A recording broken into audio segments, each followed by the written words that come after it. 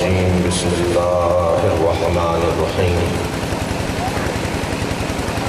الحمد لله الذي لا يبلغ مدحته القائلون ولا يحصي نعماءه العادون ولا يعدي حقه المجتهدون الذي ليس لصفته حد محدود ولا نعت موجود ولا وقت محدود ولا أجل ممدود فطر الخلائق بقدرته ونشر الرياح برحمته الصلاة والسلام على الرسول المسدد المصطفى العمجد المحمود الأحمد سيدنا ومولانا ومولى الكونين جد الحسن والحسين وعاني والقاسم محمد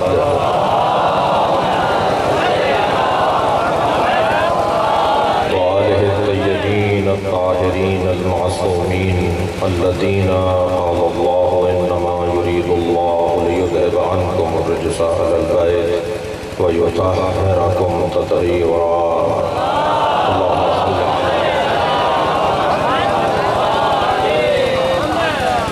لعنة الله على أعدائهم أجمعين من يوم عداوتهم إلى قيام يوم الدين أما بعد قال الحكيم في القرآن الكريم بسم الله الرحمن الرحيم وما كان المؤمنون لينفروا كافة فلولا نفر من كل فرقة منهم طائفة ليتفقهوا في الدين ولينذروا قومهم إذا رجعوا إليهم لعلهم يحذرون صلى الله عليه وسلم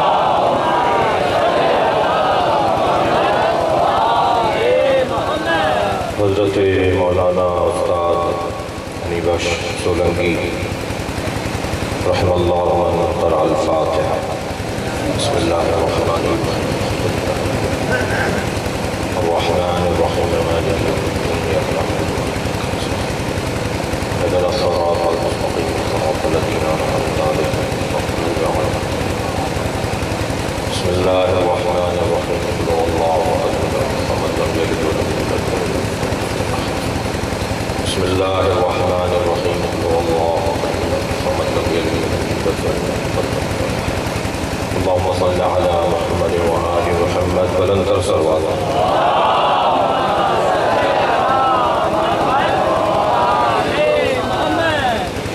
سورہ مبارکہ توبہ کی 122ویں آیت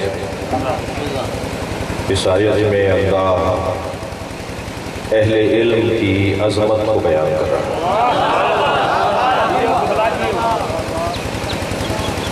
ویسے معاشرے میں مولا علی کی زبان میں زندہ کہتے ہی اسے ہیں جو اہل علم ہیں جو جاہل ہو وہ مولا علی کی زبان میں مردہ ہے اگر چلتا پھرتا بھی نظر آئے تو سمجھیں جیسے چلتی پھرتی لاش ہے مولا فرماتے ہیں میتیں دو طرح کی ہوتی ہیں کچھ لیٹی ہوئی میتیں ہوتی ہیں کچھ چلتی پھرتی میتیں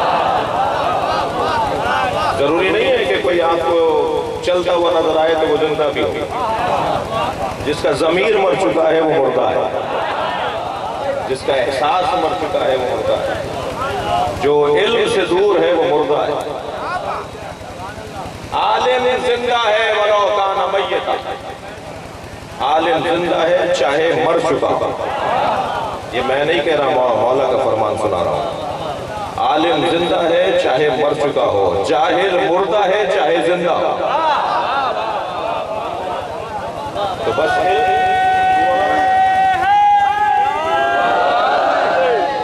اصل حیات علم کو ہے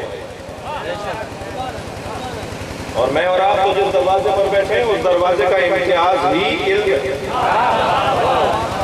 مجھے ایک سنی بھائی کہنے لگا یہاں بھی سنی تشریف فرمائے میرے عزیز بیٹھے ہوئے ہیں ویسے بھی مجلس اعظم سنی شیعہ کو جوڑنے کی جگہ ہے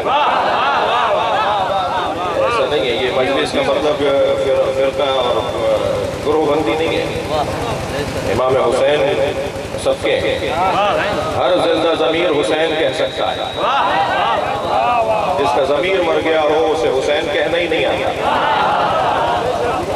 لہذا یہ تو بحث ہی نہیں ہوگی نقصان، یہ تو بحث ہی نہیں ہوگی کہ سنی شیعہ، یہ سب سنی شیعہ جتنے بیٹھے ہوئے ہیں عزیز میرے جان، آیت اللہ سیستانی حفظ اللہ فرماتے ہیں کہ سنیوں کو بھائی نہیں کہو، سنیوں کو اپنی جان سنی ہم شیعوں کی جان ہیں، رشتہ داریاں ہیں، پڑوس ہے، ساتھ رہتے ہیں، مرنا جینا ہے، ایسے یہ تو خبردار سنی شیعہ کی بحث نہیں ہے. بحث یہ ہے، بات یہ ہے کہ ایک جوان اسے کہنے لگا آپ علی کو تمام انبیاء سے بجز سرکار دو جہاں نبی مکرم کے علاوہ، سرکار خاتم کے علاوہ، آخری نبی کے علاوہ تمام انبیاء سے آپ لوگ علی کو افضل مانتے ہیں؟ میں نے کہا ہاں افضل مانتے ہیں. کہنے لگے یہ آپ کا عقیدہ گمراہی کا عقیدہ ہے. میں نے کہا جی دلیل دوں گا. حضرت آدم اور فرشتوں میں کیا فرق تھا سوائے علم کے؟ کیوں فرشتوں کو حکم ہوا کہ آدم کو سجدہ کریں؟ کیونکہ وہ فرشتوں سے زیادہ عالم تھے. جی جو زیادہ بڑا عالم ہوگا وہ افضل ہوگا. کسی میں جرأت ہے تو دعویٰ کرے کہ علی سے اس کا علم زیادہ تھا. بڑا میدان وسیع ہے، بہت بڑے تعداد میں نام ہے، بڑی لمبی لسٹ ہے، میں اس طرف نہیں جاؤں گا. کوئی ایک دعویٰ کرے کہ اس کا علم علی سے زیادہ ہے. بلکہ اگر کبھی کہتے ہوئے نظر آئے تو حضرت ابو بکر یہ کہتے ہوئے نظر آئے لم تر النساء مثل علی بن ابی طالب، دنیا میں کوئی عورت نہیں ہے جس نے علی جیسا بچہ جنما.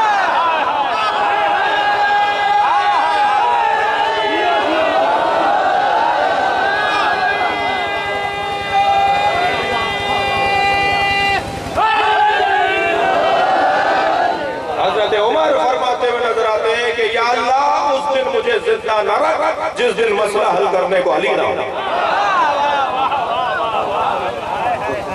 کسی نے دعویٰ نہیں کیا کہ اس کا علم علی کے برابر ہے. تو یہ علم ہی تو فضیلت کا سبب ہے. جس کے پاس علم زیادہ ہے اس کے پاس وہ صاحب فضیلت بھی ہے. یہ 2 اور 2 4 کا مسئلہ ہے، اس میں زیادہ کوئی منطق و فلسفہ نہیں ہے. آیت نازل ہوئی اذن اللہ ان ترفع ویذکر فیہا اسمہ، اللہ نے حکم دیا ہے کہ ان گھروں کو تعمیر کرو جس میں میرا نام لیا جاتا ہے. امام بارگاہ بنانے والے ذرا قرآن سے اپنے اس عمل پر دلیل لے لیں. امام بارگاہ بناتے ہیں نا، جو مسجدیں بناتے ہیں وہ اس آیت سے اپنے لیے دلیل لے لیں. اللہ نے حکم دیا ان گھروں کو بلند کرو، ان گھروں کو بناؤ جس میں میرا نام لیا جاتا ہے. جیسے یہ آیت نازل ہوئی تو ایک صحابی محترم نے سرکار دو جہاں سے سوال کیا یا رسول اللہ وہ گھر کون سے ہیں جن گھروں میں اللہ کا ذکر ہوتا ہے؟ توجہ کر رہے ہیں؟ صحابی نے پوچھا یا رسول اللہ وہ گھر کون سا ہے جس میں اللہ کا ذکر ہوتا ہے؟ سرکار دو جہاں نے فرمایا بیوت الانبیاء. تھک رہے ہیں آپ اللہ، انبیاء کے گھر ہیں جس میں اللہ کا ذکر ہوتا ہے. توجہ ہے؟ سرکار نے کیا فرمایا؟ بیوت الانبیاء، انبیاء کے ذکر ہیں جہاں اللہ کا ذکر ہوتا ہے. ان گھروں کو بنانے کا اللہ نے حکم دیا ہے. حضرت ابو بکر برابر میں بیٹھے تھے، فرمانے لگے ھذا البیت، مولا علی کے گھر کی طرف اشارہ کر کے کہا جی جی یہ گھر ان میں سے ہے. نبی کا جملہ سنیے، میں کہتا ہوں یہ دلیل ہے افضلیت علی کی. نبی سے حضرت ابو بکر نے سوال کیا حاضر یہ گھر بھی ان گھروں میں ہے، تو نبی کا جواب کیا ہے؟ نبی نے فرمایا نام من افضل ہے، یہ ان گھروں میں سب سے افضل ہے.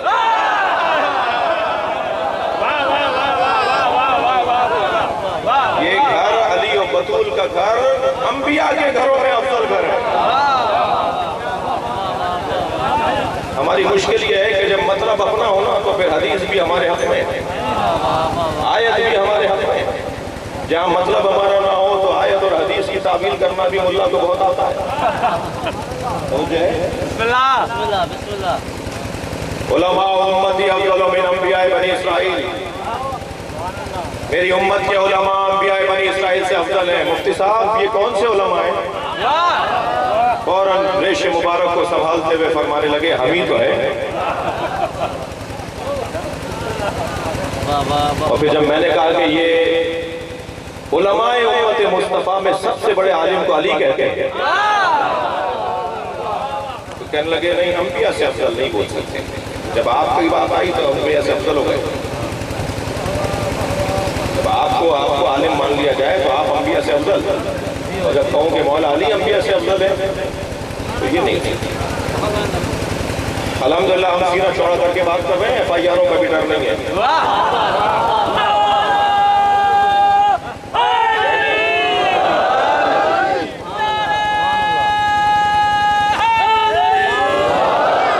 ہمارا عقیدہ ہے، میں کل بھی بہت بڑے مفتی صاحب ہیں، میں نام لوں گا تو آپ سب پہچان جائیں گے، انہوں نے کل مجھے فون کیا کہ آپ کا ایک کلپ چل رہا ہے کہ آپ نے یہ کہا ہے، تو یہ بات تو اگر آپ نے کہی آپ کا یہی مطلب ہے جو کلپ میں ظاہر ہو رہا ہے تو یہ تو کفر ہے۔ میں نے کہا مولانا صرف آپ کو ہی حق ہے کہ آپ دوسروں کو کافر کریں، آپ ہی بس فتوے دیں گے ہمیشہ۔ آپ کے ہاں اصول دین میں توحید ہے، نبوت ہے اور قیامت ہے، ہمارے ہاں اصول دین میں توحید کے بعد عدل ہے، عدل کے بعد نبوت ہے، نبوت کے بعد امامت ہے، امامت کے بعد قیامت ہے۔ اگر آپ کسی ایک عقیدے کی بنیاد پر کسی کو کافر کہہ سکتے ہیں تو ہم امام نہ ماننے والے کو بھی کچھ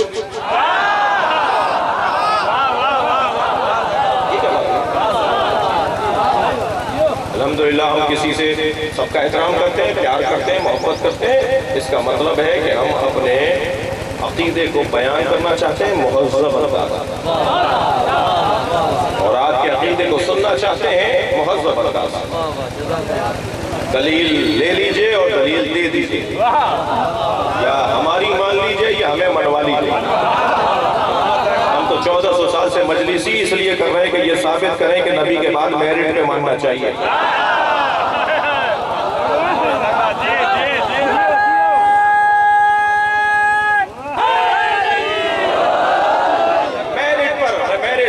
ہر جگہ ایک ہی آواز ہے، افسران بیٹھے ہوئے ہیں، شخصیات بیٹھی ہوئی ہیں، میں بار بار احساس کر رہا ہوں کہ بھول نہ جاؤں۔ جامعہ عربیہ سلطان المدارس کی تمام کابینہ اور عاملہ یہاں تشریف فرمائے، تقریباً جناب فتح علی چانڈیو صاحب بیٹھے ہیں، جناب لال جلو صاحب آئے ہوئے ہیں، صابر شاہ صاحب ہیں، مدرسین ہیں، طلاب ہیں، شاگرد ہیں مولانا کے، اور چودھری مظہر حسین زیدی صاحب ہیں، اسی طرح تمام خیرپور سے بھی لوگ آئے ہوئے ہیں۔ ہم سب کی طرف سے، خود میری طرف سے مولانا کے خانوادے کو تسلیت و تعزیت۔ یہ نقصان صرف آپ کے گھرانے کا نہیں ہوا ہے، یہ نقصان ملت کا ہے۔ ایک بہترین مدرس، ایک اچھا مدرس، ایک پرانے روش کے مطابق پڑھانے والا مدرس، اور ایک مولوی جو درویش بھی تھا۔ مولوی جب درویش ہو جاتے ہیں نا تو پھر آیت اللہ بہجت بنتے ہیں۔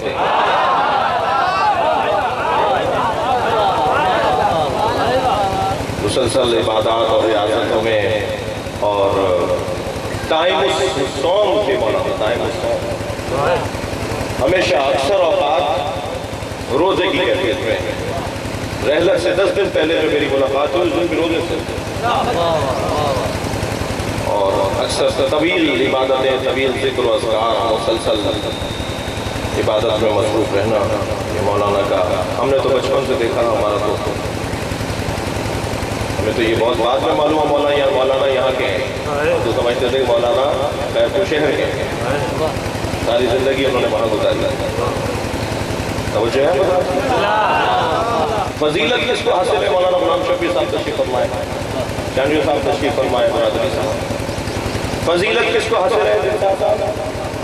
فضیلت علم کو حاصل ہے۔ میں اپنے ان بچوں اور جوانوں سے مخاطب ہوں، خبردار یہ جو آپ کے کانوں میں سازشوں کے رنگ ڈالے جا رہے ہیں کہ اپنے علماء سے دور ہو جاؤ، جو قوم علماء سے دور ہو جاتی ہے وہ ذلیل ہو جاتی ہے۔ جو قوم اپنے دانشوروں کی مخالف ہو جاتی ہے اس کا زوال شروع ہو جاتا ہے۔ جو قوم اپنے علماء کی قدر نہیں کرتی ان کی ترقی ناممکن ہو جاتی ہے۔ خبردار اگر بے عمل عالم دین بھی ہے تو اس کی بے احترامی نہ کرنا۔ با عمل عالم دین یہ تو آگے جھکنا چاہیے، اس کے آگے اپنے آپ کو پیش کرنا چاہیے، مگر بے عمل عالم بھی اگر ہے، بچوں اور جوانوں سنو میری بات، اگر بے عمل عالم دین بھی ہے نا، اس کا بھی احترام کریں۔ دلیل دوں گا، بغیر دلیل کی بات نہیں کروں گا، میں پیٹی بھائیوں کی تعریف نہیں کر رہا۔ بے عمل عالم دین بھی اگر ہے تو اس کی بھی تعظیم کیجئے۔ کیوں؟ نقطن صاحب کا جملہ آپ کو ہدیہ کر رہا ہوں، علامہ سید علی نقی نقطن اللہ مقامہ کا جملہ ہدیہ کر رہا ہوں، بے عمل عالم دین کی بھی تعظیم کیجئے، اس لیے کہ بے عمل عالم دین اس نابینا کی طرح ہے جو اندھیرے رستے پہ لالٹین لیے کھڑا ہو۔ لوگوں کو رستہ تو دکھا رہا ہے، خود اسے تو نظر نہیں آ رہا، مگر دوسروں کو تو رستہ دکھا رہا ہے، دوسروں کو تو حدیث سنا رہا ہے، دوسروں کو تو آیت سنا رہا ہے، خود عمل نہیں کر رہا۔ لہٰذا یہ ایسا ہی ہے جیسے اس کو تو نظر نہیں آ رہا مگر دوسروں کو رستہ دکھا رہا ہے، اس کی بھی تعظیم کریں۔ وَمَا كَانَ الْمُؤْمِنُونَ لِيَنْفِرُوا كَافَّةً، یہ کیا ہو گیا ہے مومنین کو کہ سب کے سب جہاد پر جا رہے ہیں؟ مومنین کو سب کو جہاد پر نہیں جانا۔ وَلَوْلَا نَفَرَ مِنْ كُلِّ فِرْقَةٍ مِّنْهُمْ طَائِفَةٌ، کچھ لوگ جہاد پر جائیں، کچھ لوگ دین سمجھنے جائیں، کچھ لوگ جہاد پر جائیں، کچھ لوگ دین پڑھنے جائیں۔ سن لیا نا آپ نے؟ جتنا مقام ایک مجاہد کا ہے اتنا ہی مقام ایک عالم دین کا ہے، اتنا ہی مقام ایک طالب علم کا ہے۔ کیوں نہیں جاتے؟ سب کے سب کیوں جاتے ہیں جہاد کرنے کے لیے؟ میدان جہاد میں سب نہ جائیں، کچھ وہاں جائیں، کچھ مدرسے جائیں۔ لولا نفر من كل فرقة منهم طائفة، کیوں جائیں بھائی؟ لِيَتَفَقَّهُوا فِي الدِّينِ، تاکہ دین کو سمجھیں، پڑھیں نہیں۔ بھائی تھوڑی گردن ہلا دیجیے اگر میری بات جا رہی ہے۔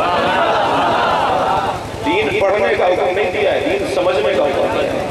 دین پڑھنا کتنا مشکل ہے کوئی مولویوں سے پوچھے، مگر اللہ کہہ ہی نہیں رہا کہ دین پڑھو، اللہ تو کہہ رہا دین سمجھو۔ توجہ ہے؟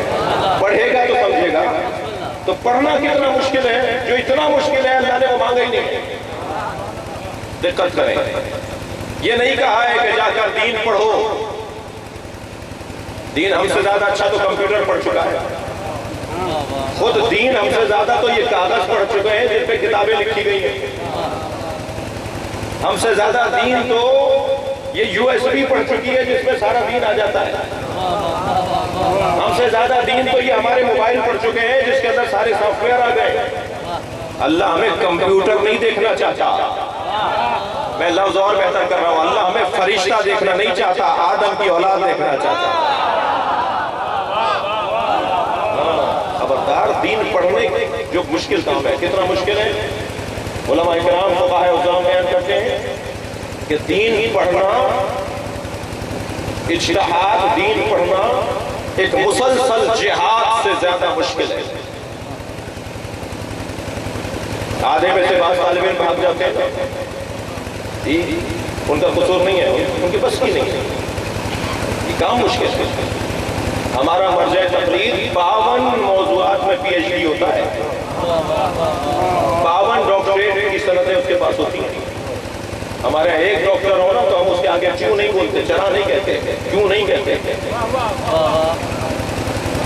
ایک ڈاکٹر نے نسخہ لکھا، تھک تو نہیں رہے؟ ایک ڈاکٹر نے نسخہ لکھا، دوسرے ڈاکٹر کے پاس ہم گئے کہ ہمیں یہ بیماری ہے، یہ علاج تجویز کریں، اس نے دوسرا نسخہ لکھ دیا، وہ ساری دوائیاں کاٹ دی، نئی دوائیاں لکھ دی۔ تیسرے ڈاکٹر کے پاس گئے، اس نے دونوں نسخوں کو پھاڑ کے پھینک دیا، تیسرا نسخہ لکھ دیا۔ ہم تو ڈاکٹروں پر اعتراض نہیں کرتے کہ اس کے سے تمہارا اختلاف کیوں ہے، تمہارا اس سے اختلاف کیوں ہے؟ وہ بھی PhD ہے، وہ بھی ڈاکٹر ہے، وہ بھی ڈاکٹر ہے، تینوں کو حق ہے کہ اپنی سمجھ کے مطابق جو سمجھا ہے انہوں نے اس کے پر عمل کریں۔ تینوں نے ایک ہی میڈیکل کالج سے پڑھا ہوتا ہے، تینوں نے ایک ہی کتابیں پڑھی ہوتی ہیں، تینوں کے استاد بھی ایک ہی ہوتے ہیں، مگر تینوں کے نسخے مختلف ہوتے ہیں۔ اب یہ نہ کہیے کہ آیت اللہ سیستانی کا فتویٰ یہ ہے تو آیت اللہ خامنائی کا فتویٰ یہ کیوں ہے؟ اس لیے کہ جو دین سمجھ چکا ہو، جس نے دین کو سمجھ لیا ہو، وہ اجتہادی موضوعات میں جب فتویٰ دے گا تو وہ اپنی جیب سے فتویٰ نہیں دیتا، وہ قرآن اور حدیث کی روشنی میں فتویٰ دیتا۔ دین سمجھنے کا حکم ہے، دین پڑھنا آسان ہے، جو مشکل ہے وہ آسان ہے۔ اللہ کہہ رہا ہے دین سمجھو جاتا، تفقہ فی الدین۔ اور میں اور آپ تو جس دروازے پر بیٹھے ہیں نا، اس گھر کا فرد فقیہ ہے۔ اہل علم بیٹھے ہوئے ایک جملہ کہوں، ائمہ کو مجتہد کہنا یہ ائمہ کی توہین ہے۔ دوبارہ جملہ بتا دوں، ائمہ کو مجتہد کہنا یہ ائمہ کی توہین ہے، مگر ائمہ کو فقیہ کہنا یہ ائمہ کی فضیلت ہے۔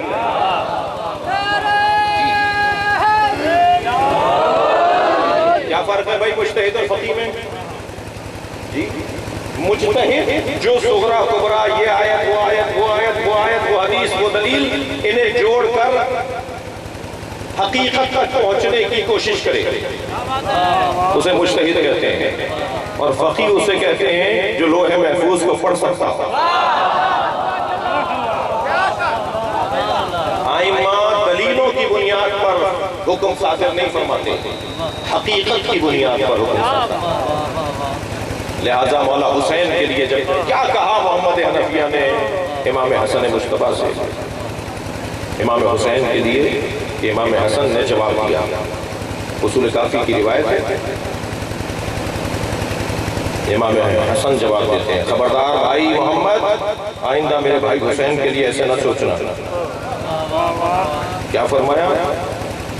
ان اخی الحسین قد عالمنا علما، میرا بھائی حسین ہم سب سے زیادہ بڑا عالم ہے۔ اب اسے سمجھنے کی ضرورت ہے کہ امام حسن فرما رہے ہیں کہ ہم سب سے زیادہ بڑا عالم ہے، تو امام حسن پورے خاندان کی بات کر رہے ہیں، خود تخصصاً خارج ہے اس قید سے۔ جی علماء کرام اس کو یہ آپ یہ مطمئن رہیے کہ اس کی طرف توجہ ہے میرے کہ امام حسن کیسے فرما رہے ہیں کہ ہم سب سے بڑے عالم ہیں، یعنی امام حسن امام حسین کو اپنے سے بھی زیادہ بڑا عالم کہہ رہے ہیں۔ امام حسن تخصصاً اس تعریف سے باہر ہے، خارج ہے۔ ان آخر حسین قد عالمنا علما واسقلنا حلما، ہم سب سے زیادہ حلیم اور بردبار ہیں۔ وَأَقْرَبُنَا مِن رَسُولِ اللَّهِ رَحِمًا، اور میرا بھائی حسین رسول اللہ سے ہم سب سے زیادہ قریب ہے۔ بھائی یہ تین جملے تو آپ نے خاموشی سے سن لیے جو میرے مطلب کے دو جملے ہیں۔ امام حسن فرماتے ہیں کانا یقرأ الوحی قبل ان ینطق، حسین نے قرآن نازل ہونے سے پہلے قرآن پڑھ لیا تھا۔ کانا یقرأ الوحی قبل ان ینطق، حسین نے قرآن نازل ہونے سے پہلے قرآن پڑھ لیا تھا۔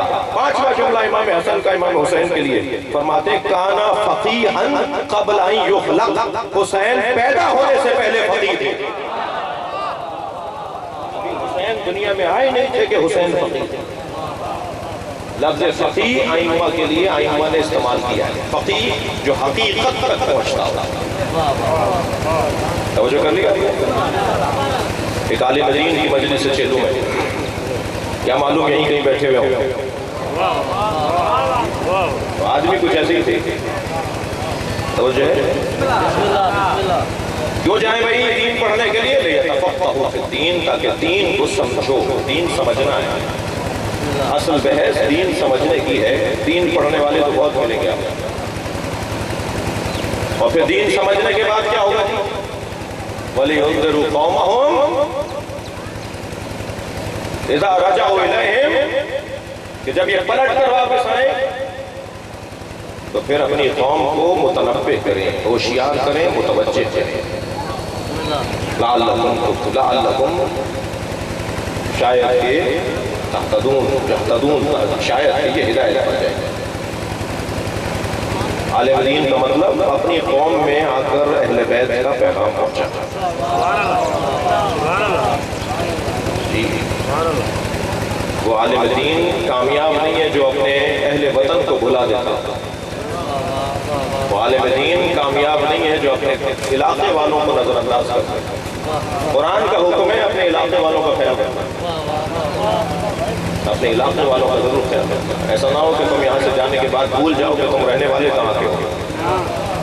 اپنی قوم میں پلٹ کر واپس آؤ. وطن کے بارے میں جو احادیث اور آیات ہیں نا، ان میں سے ایک آیت یہ بھی ہے وطنیت کے بارے میں. وطن، اپنا علاقہ، اپنا وطن. اور شرعی طور پہ وطن جو ہوتا ہے وہ اردو میں تو ہم پاکستان کو پیارا وطن، میرا پیارا وطن، یہ پورا پاکستان وطن ہے. لیکن شرعی طور پر آپ کا وطن یہ علاقہ ہے، میرا وطن مثلا خیرپور ہے. ایک شخص کے دو وطن ہو سکتے ہیں، جیسے سرکار کے دو وطن تھے. سرکار کا مکہ بھی وطن تھا، سرکار کا مدینہ بھی وطن تھا. اس لیے فقہ میں اجازت دی گئی ہے کہ ایک شخص دو وطن رکھ سکتا ہے. میرا وطن کراچی بھی ہے، میرا وطن خیرپور بھی ہے. ایک شخص کے دو وطن ہو سکتے ہیں کیونکہ سرکار کے دو وطن تھے. تو اپنے وطن میں پلٹ کر آنا یہ حکم قرآنی ہے. مجھے کچھ اور بھی کہنا تھا مگر وقت کی تنگی محسوس کر رہا ہوں. اتنا عرض کرتا ہوں آگے بڑھوں. خبردار سازشوں کا شکار نہ ہو میرے جوان. اگر کبھی کوئی مجتہدین مراجع تقلید علماء کے خلاف زبان استعمال کر رہا ہو تو سمجھو شیطان کی آواز ہے.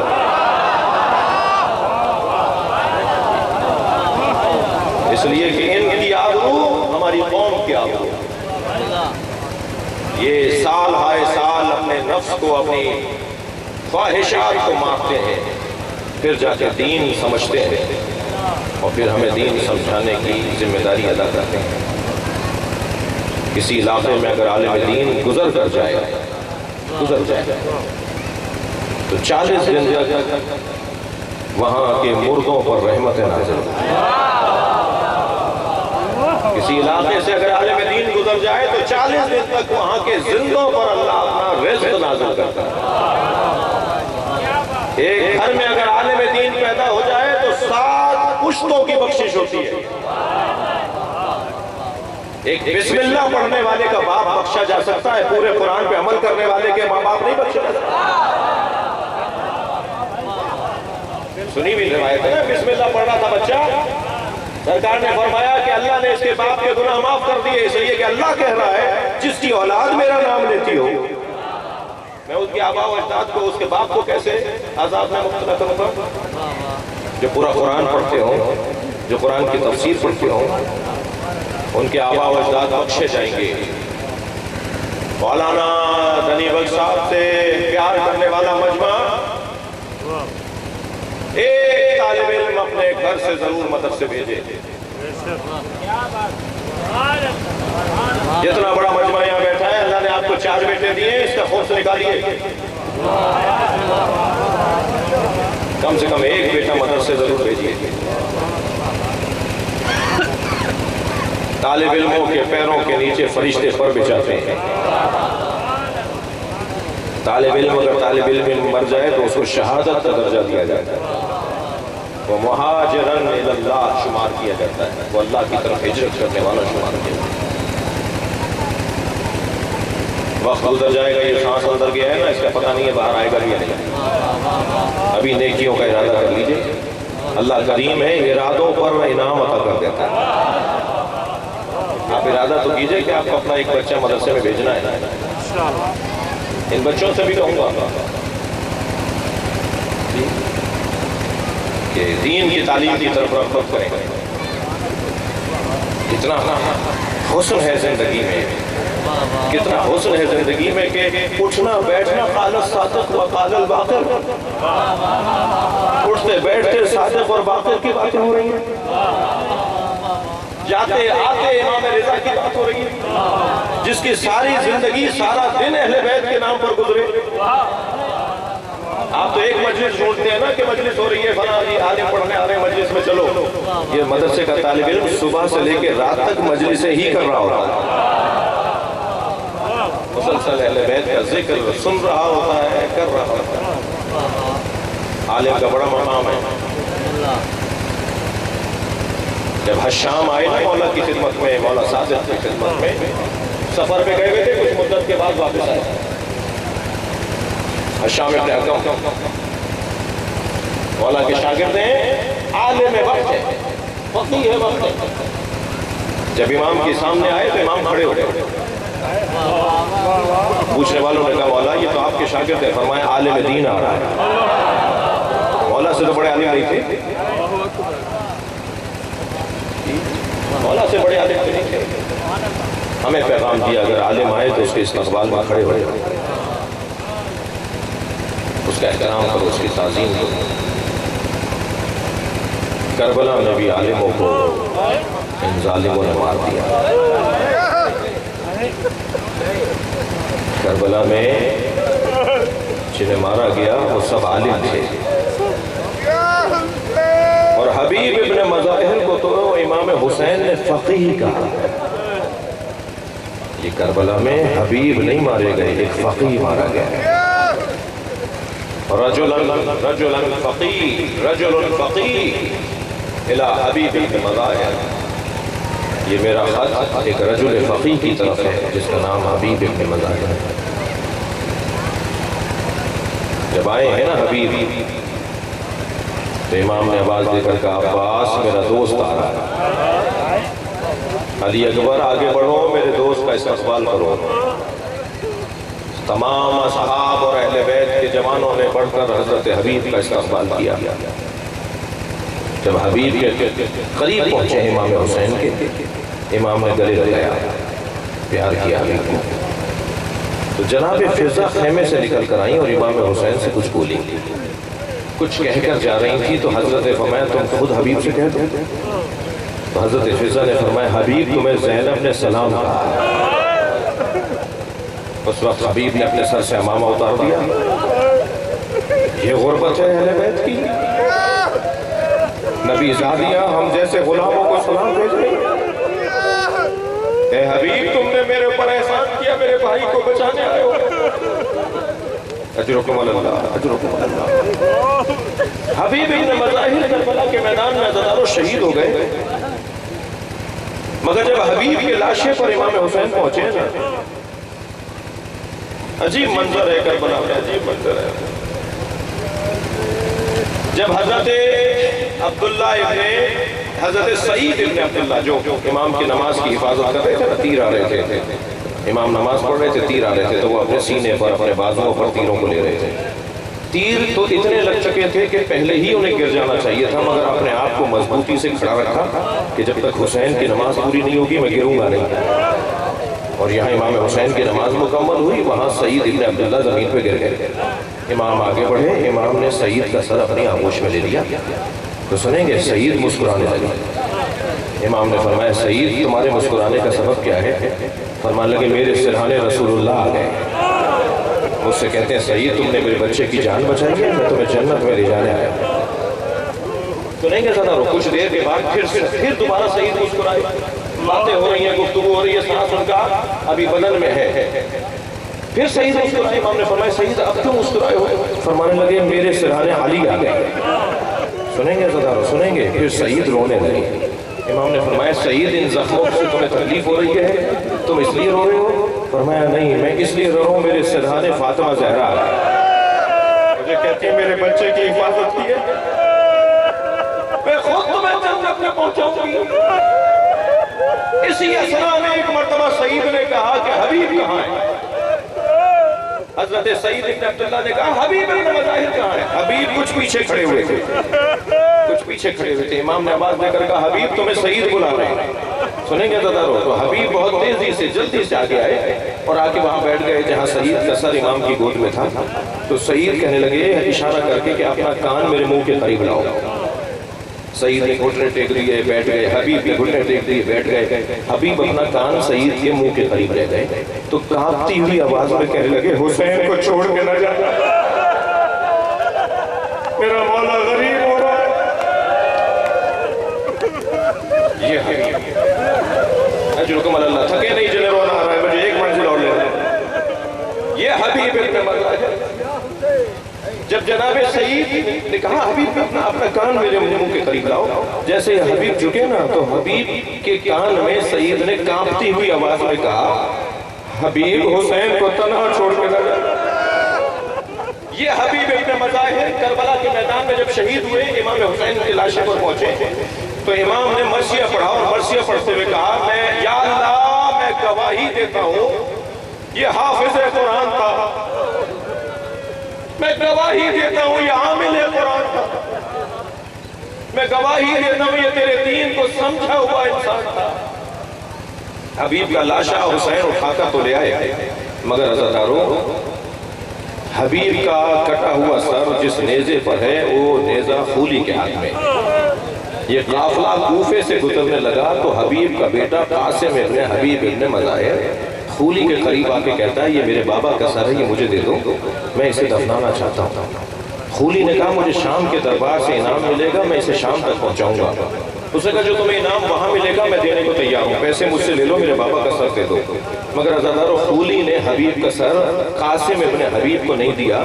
یہ قافلہ اور آگے بڑھا، جب ایک گنجان آبادی سے ایک ایسی علاقے سے گزرا جہاں آبادی نہیں تھی تو قاسم ابن حبیب نے خولی پر حملہ کیا اور حبیب ابن مظاہر کا سر چھیننے میں کامیاب ہوا اور جلدی سے دوڑتا ہوا جا رہا تھا۔ امام سجاد کے برابر سے گزرتے ہوئے بولا جس کا جوان بیٹا زندہ ہو اس کے باپ کے سر کو کوئی نوکے نیزہ پر نہیں اٹھا سکتا۔